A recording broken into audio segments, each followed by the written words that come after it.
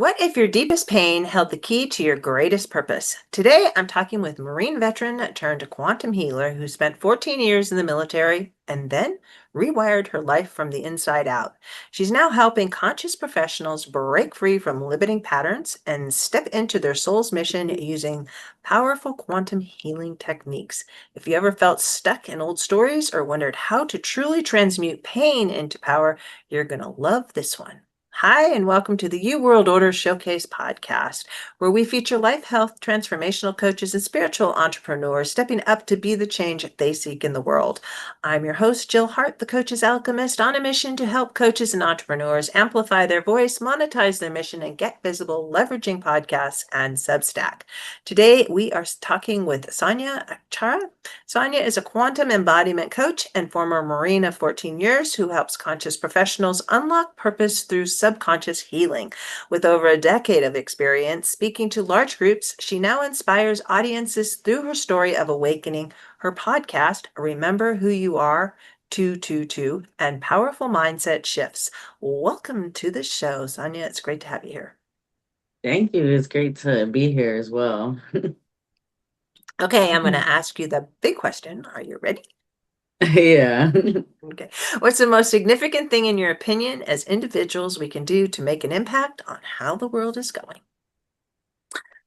So I honestly feel like the most significant thing that we can do is really go within and do like all the deep healing that we need to address because there's just so much subconscious like programming that we need to go in and actually deal with. And in doing my own healing, I realized that we make an even bigger difference just by doing that, just by in our energy and just the way that things change as we do that healing. So, It does for sure.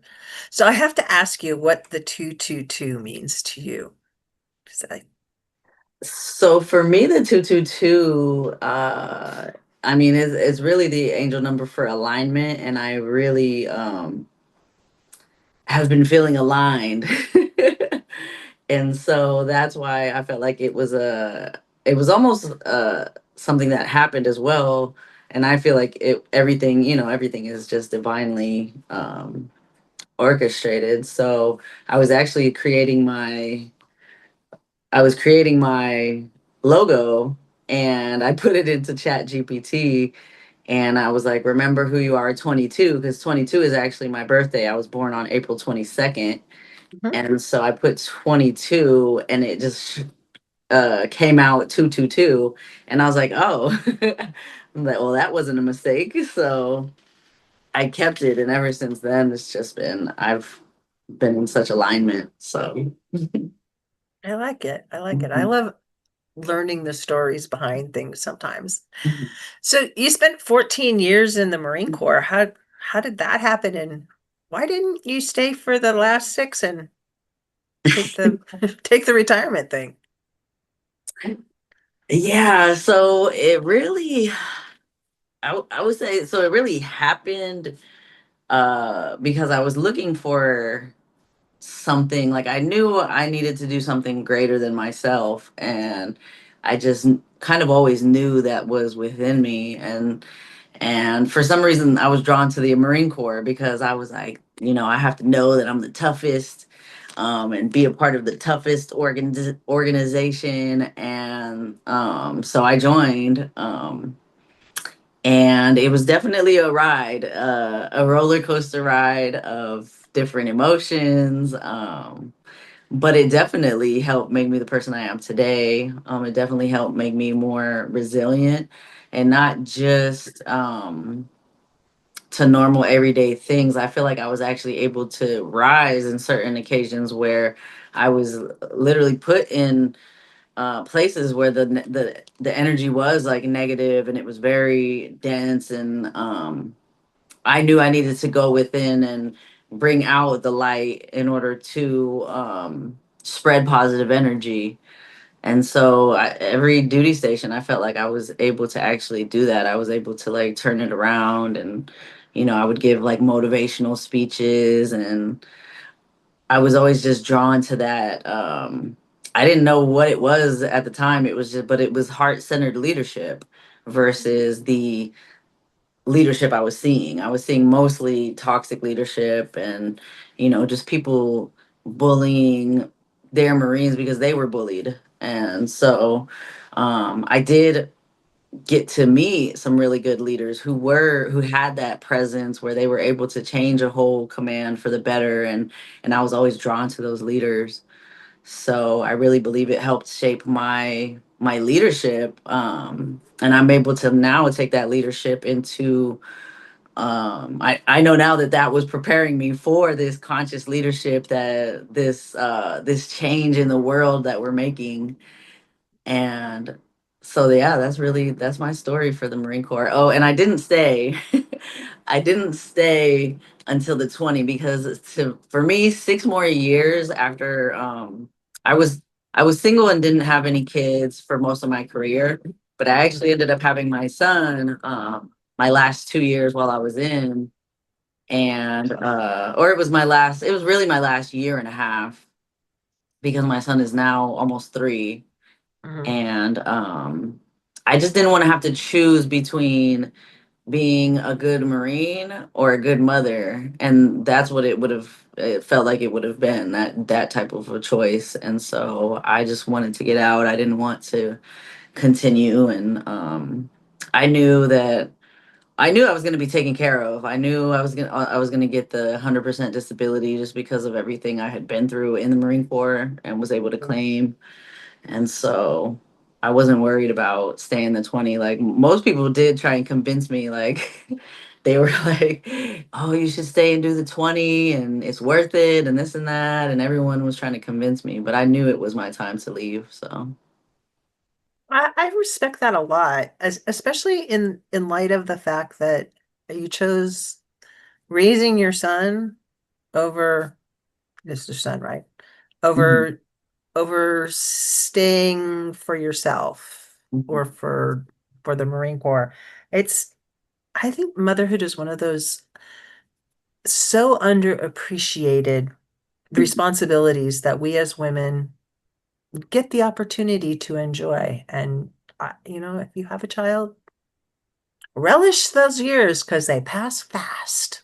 mhm. Yeah, definitely. And that was my thing. I was always taking care of it, what it seemed like other people's kids. Yeah, you I'm know, sure. I was taking care of other people's kids in the Marine Corps because, they were joining from high school, and I'm one of their leaders by that time. And so once I had a kid, it was just, yeah, it was a whole different story. I needed to be able to spend that time with him. So, how did you get into the coaching aspect of it? I mean, So really, I've always been, well, I've been a teacher and a coach for a while. But when I was in the military, it was for my Marines, and then I was also doing personal training on the side. mhm. So, but I quickly realized that most people needed help getting their mind right in order to get their body right. And so I feel like I really started with the mindset coaching back then. And then once I got out, I actually went through like a spiritual awakening, really, Mhm. and kind of just saw the world from a higher perspective. I saw like what I came here to do, and um basically saw that I chose the things that I was going to go through in order to get me here. And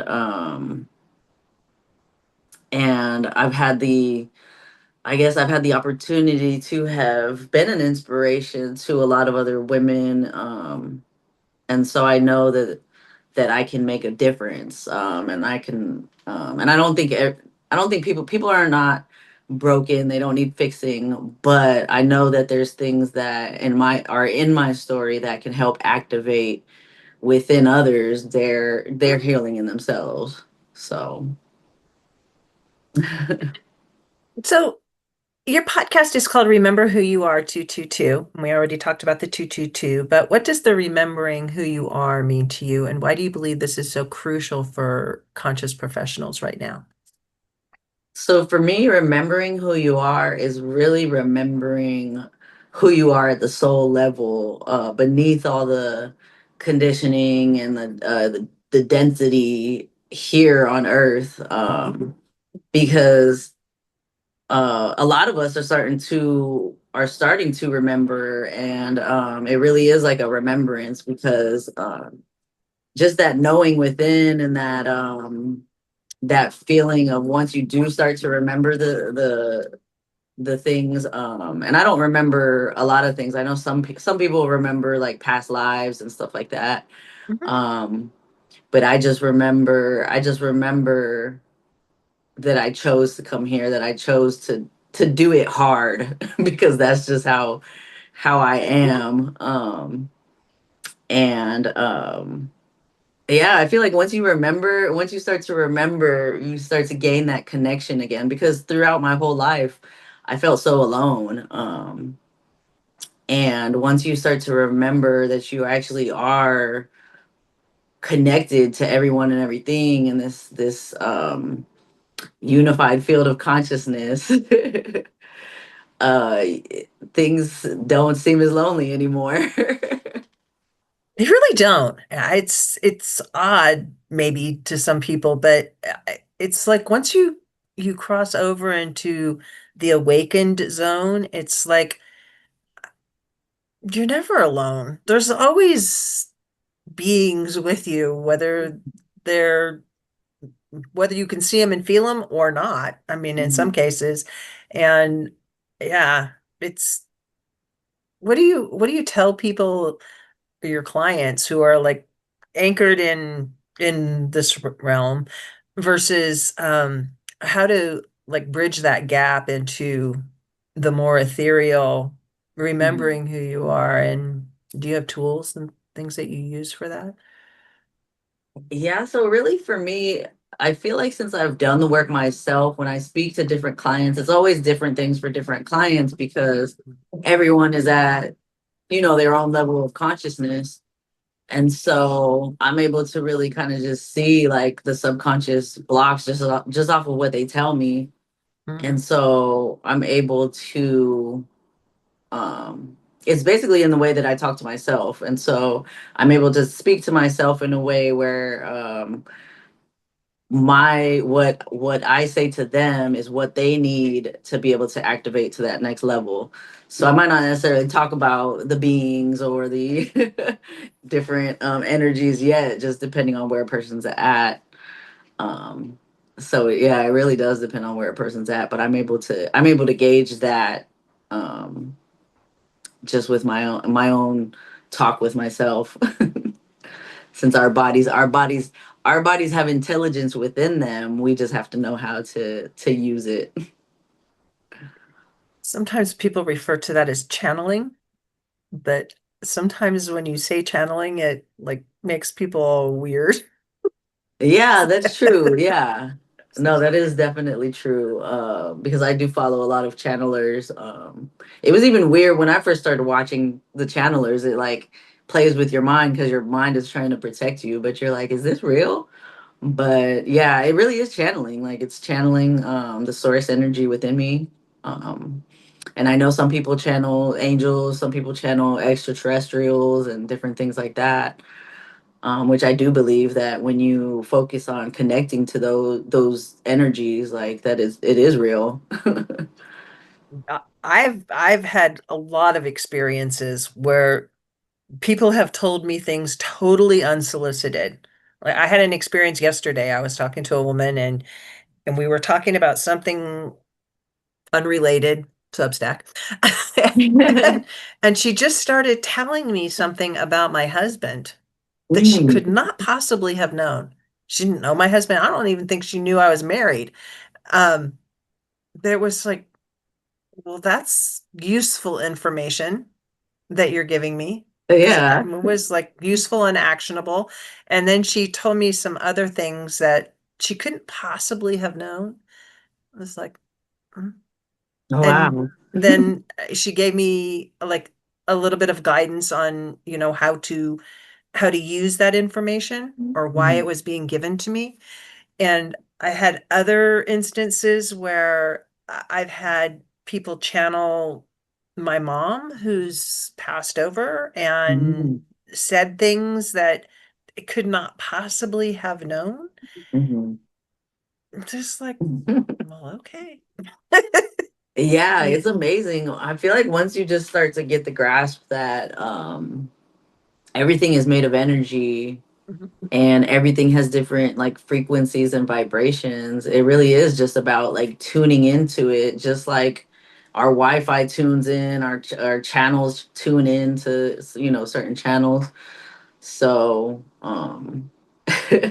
yeah, it's pretty crazy when you start to think about it like that, but that's It is a lot like the old radios where you could go through the different stations and you get Mhm. static, and then sometimes you get a station, and sometimes you would have the radio on and you weren't really listening to it. Mhm. So it didn't register with you consciously, but Mhm. somewhere in your subconscious it's seeking it or seeping in.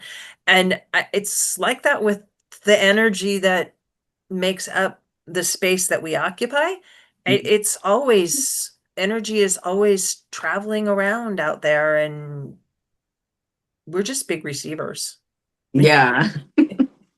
And You look at the science is starting biology. to prove that too. Science Yeah. is just proving all of that with neurology and quantum physics and all that.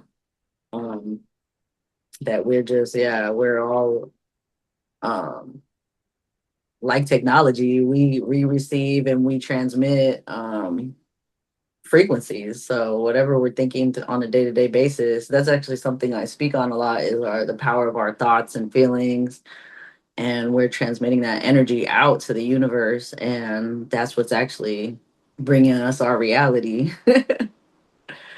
Yeah, and no two people have the same reality at any time. I mean, it's like you may have the same experience, sort Mhm. of, but the way that you perceive the experience is going to be different depending on who you are.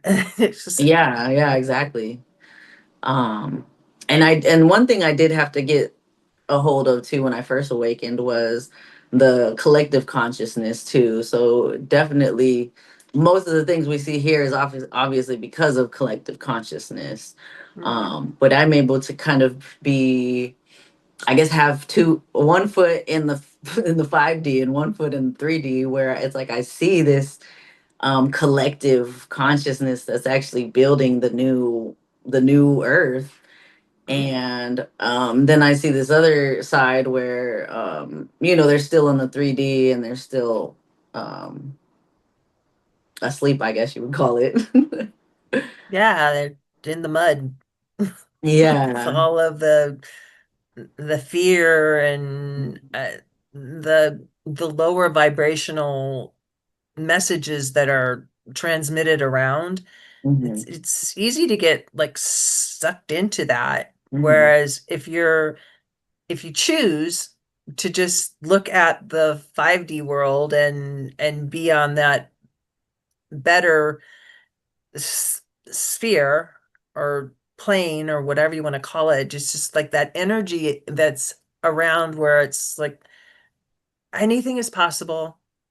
Yeah. We're not nothing nothing is there's never a no. There's never a hard no to anything in life. Everything Yeah. exists and nothing exists. Yeah. It's you get to choose what your reality is going to be, and maybe it's not going to change like overnight, but it can change pretty fast. Yeah.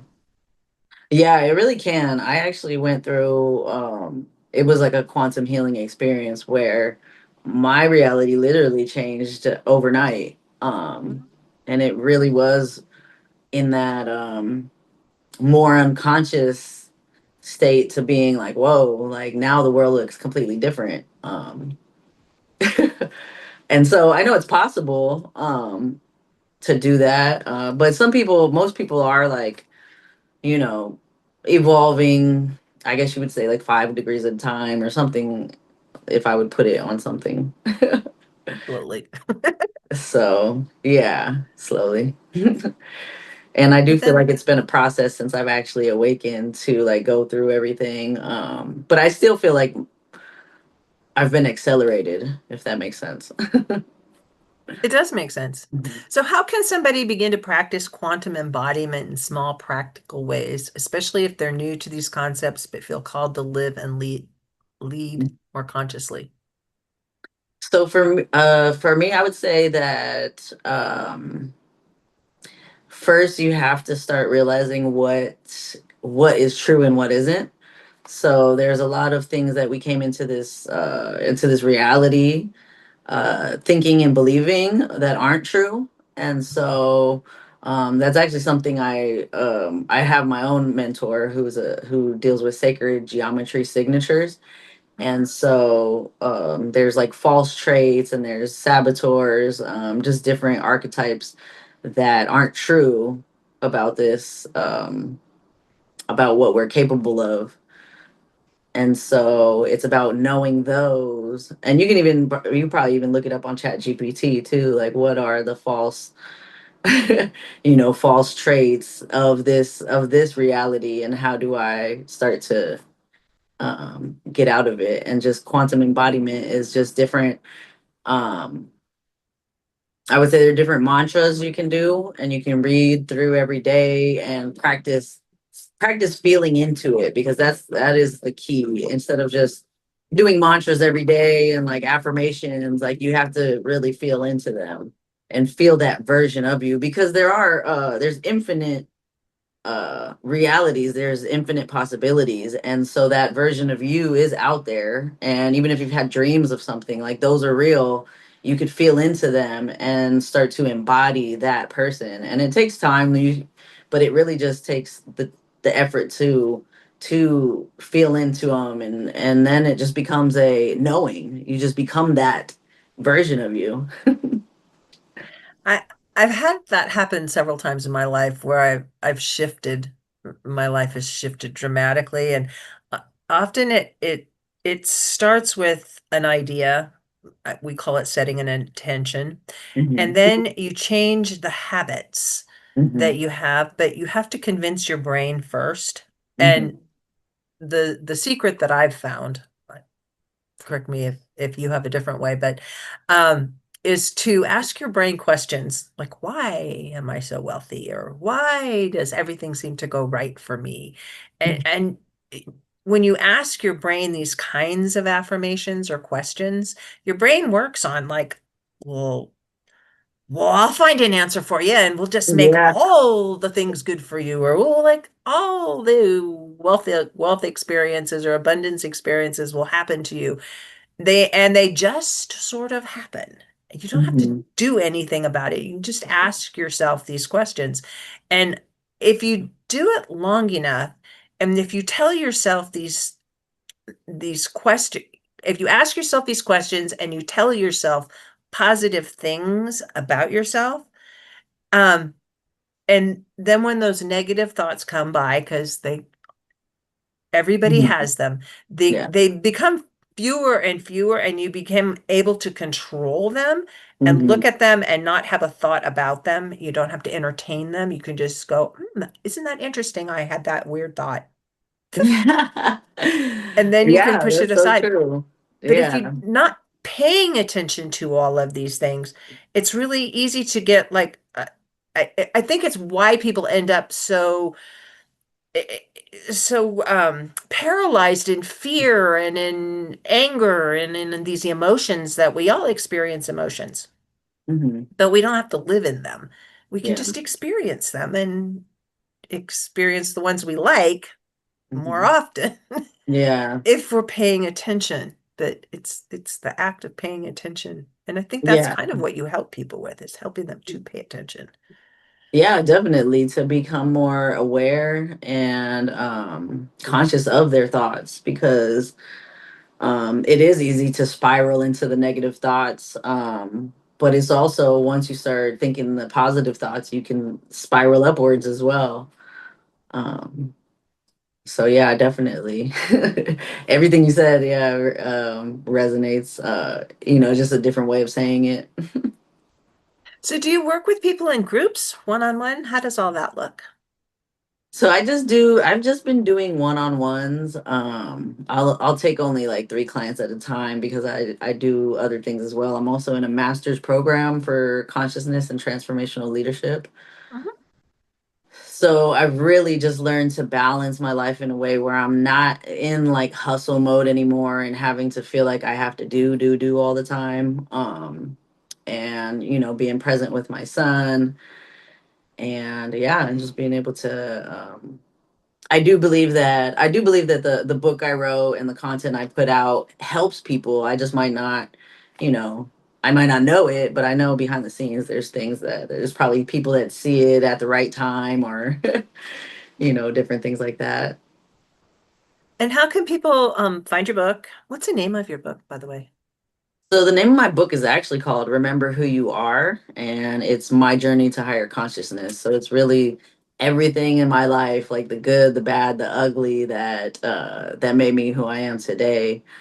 And even where I when I wrote it back in February, March timeframe. It was February, March, and I was able to write it all in a month. And I'm gonna have to, with as much as I've learned even since then, I'm gonna have to write another book. But this is definitely the book for people who are, who have been in subconscious patterns and are kind of aware but don't know how to get themselves out of it. So I would recommend it to those people for sure. Perfect. And how can people find you? So I have it's allmylinks.com/ remember who you are 222, and that's where I have everything, my website, my book, all my social media handles. So Perfect. Thank you so much for joining us today, Sonia. This has been a great conversation. yeah, thank you for having me. To learn more about what Sonia is doing and to connect with her, please visit allmylinks.com/remember who you are 222. And we'll put those links in the show notes below. Thank you for tuning in with us today. If you have a podcast or are interested in starting one to get your message in front of our huge and active audience, be sure to reach out to us at support@heartlifecoach.com. We love to help spiritual entrepreneurs and coaches amplify their voice and monetize their mission, and offer a variety of ways to do this on Substack.